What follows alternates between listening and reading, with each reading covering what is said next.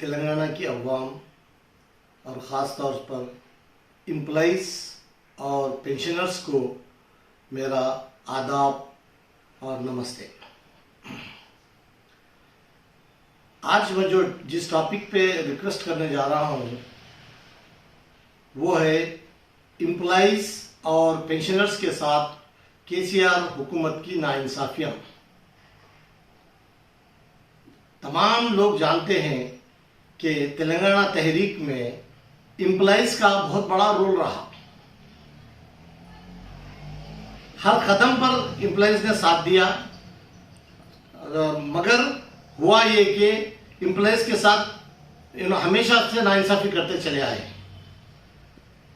उसकी इतने मिसालें दे सकता हूं मैं कि हमारे एम्प्लॉइज़ को जो है रिटायरमेंट के बाद से जो बेनिफिट्स मिलना चाहिए था वो बेनिफिट्स को उनको किस्तों में दिया जा रहा है, इंस्टॉलमेंट्स में दिया जा रहा है। ये हिंदुस्तान की तारीख का पहला बड़ा भद्दा मजाक है, क्योंकि उनको अपने हुकूक जो उनको फौरी तौर पर उनके अकाउंट में जमा और पेंशनर्स के अकाउंट में जमा होना चाहिए था और एम्प्लॉइज के जो है जीपीएफ में जमा होना चाहिए था, उसको अभी तक भी अकसात में दिया जा रहा है दूसरी पीआरसी को।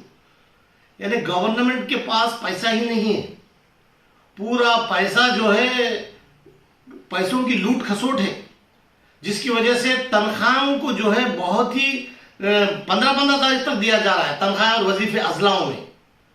लिहाजा हमारे साथ जो नाइंसाफी की गई है उसका हमको अब अच्छा मौका है कि आप तमाम संजीदगी से गौर कीजिए और ये सोचिए कि इन्होंने कितना हद तक परेशान किया है।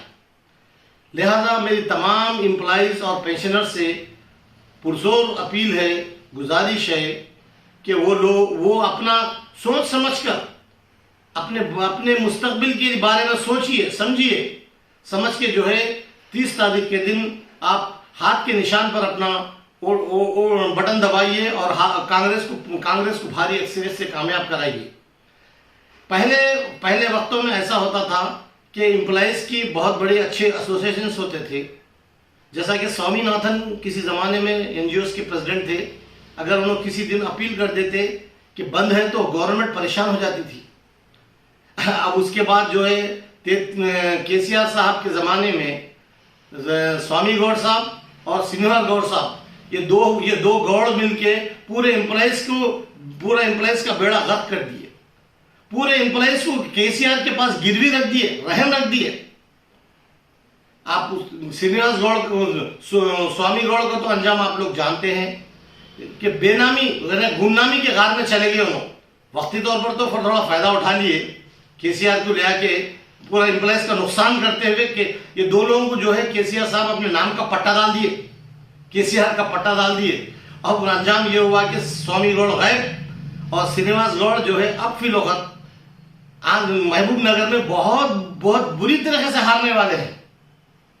ये मैं चैलेंज के साथ बोल रहा हूं कि उन्होंने इतने घपले किए हैं श्रीनिवास गौड़ ने और औकाफ की जमीनों पे कब्जे किए हैं, वो जमीनों पे गरीबों की जमीनों पे कब्जे, वो इतना लूट खसोट करे हैं कि उनका भी वक्त अब करीब आ गया है। तो ये जो एम्प्लॉइज के जो लीडर्स थे ये बिके हुए लीडर्स थे, जिसकी वजह से हमारी सही नुमाइंदगी नहीं हो सकी। हमारा ये भी बहुत बड़ा हमारे लिए ड्रॉबैक रहा कि हमारी नुमाइंदगी नहीं हुई। उसके बाद कोई इलेक्शंस भी नहीं हुए। केसीआर साहब जब से आए 14 के बाद कभी कोई इलेक्शन नहीं हुआ। मैं भी तेलंगाना बनने के मुत्तहिदा आंध्र प्रदेश का आखिरी प्रेसिडेंट यूनानी मेडिकल ऑफिसर एसोसिएशन जो गवर्नमेंट ऑफ एपी की रिकॉग्नाइज्ड एसोसिएशन थी उसका आखिरी प्रेसिडेंट हूं। उसके बाद से फिर आज तक कभी इलेक्शन नहीं हुआ। केसीआर साहब चाहते नहीं कि कोई उनके सामने मसाइल पेश करे, उन्होंने किसी की सुनना ही नहीं चाहते। वो सिर्फ अपनी चलाते हैं और अपने खानदान की सुनते हैं। ना मिनिस्टरों के लिए टाइम है, ना एम्प्लॉइज के लिए टाइम है, ना कोई कम्युनिटी के लिए टाइम है। बस उनका काम जो है किस तरह से प्लान करके किस तरीके से दौलत को बटोरी जाए। लिहाजा इन तमाम हालात में मैं तमाम एम्प्लॉइज और पेंशनर से मैं गुजारिश करता हूं कि इन तमाम हालात को मद्देनजर रखते हुए संजीदगी से गौर कीजिए और जो है कांग्रेस को भारी अक्सर से जिताइए। शुक्रिया, खुदा हाफिज। जय तेलंगाना, जय कांग्रेस पार्टी।